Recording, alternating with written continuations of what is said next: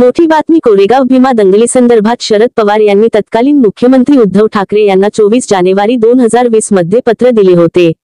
या पत्रामध्ये ही दंगल म्हणजे देवेंद्र फडणवीस यांच्या नेतृत्वाखालील सरकारचा कट होता।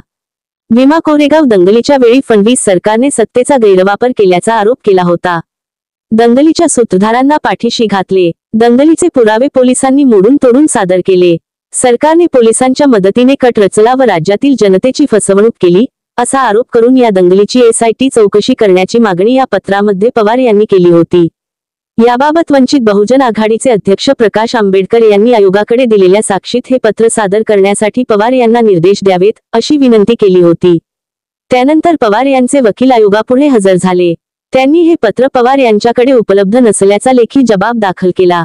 त्यानंतर आंबेडकर यांनी हे पत्र तत्कालीन मुख्यमंत्री उद्धव ठाकरे यांच्याकडे उपलब्ध असल्यास त्यांच्याकडून ते मागविण्यात यावे अशी विनंती किरण कदम यांच्यामार्फत ऑगस्ट 28 रोजी केली होती। आयोगाने ती विनंती मान्य करून ठाकरे यांना हे पत्र 22 सप्टेंबर पर्यंत व्यक्तिशः किंवा अधिकृत व्यक्तीमार्फत दाखल करण्याचे निर्देश दिले होते। मात्र तरीही हे पत्र आयोगाकडे सादर करण्यात आले नाही। त्यानंतर सोमवारी ता 27 झालेल्या सुनावणीत कदम यांनी ठाकरे यांना जामीनपात्र अटक वॉरंट काढावे असा अर्ज आयोगाकडे केला होता। त्यानुसार आयोगाने आता ठाकरे यांना कदम यांचा अर्ज का मंजूर करू नये अशी कारणे दाखवा नोटीस बजावली आहे।